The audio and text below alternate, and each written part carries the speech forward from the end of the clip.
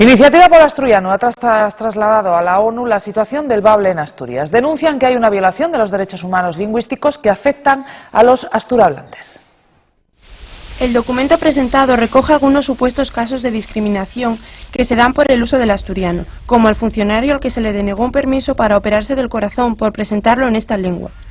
Y recuerdan que no tiene reconocida la oficialidad, a pesar de las recomendaciones de instituciones europeas. Señalar a los culpables y la necesidad de que tomen medidas en el futuro para que realmente la lengua asturiana no llegue definitivamente a ese final que se anuncia si realmente no se tomen medidas en todos los campos, en el campo de los medios de comunicación, de la educación, donde es muy importante, toponimia, normalización social.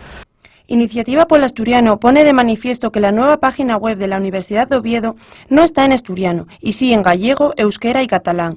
De hecho, presentaron una reclamación al rector Vicente Gotor, en la que piden que se traduzca la página, un gesto, dicen, que ayudaría a su normalización.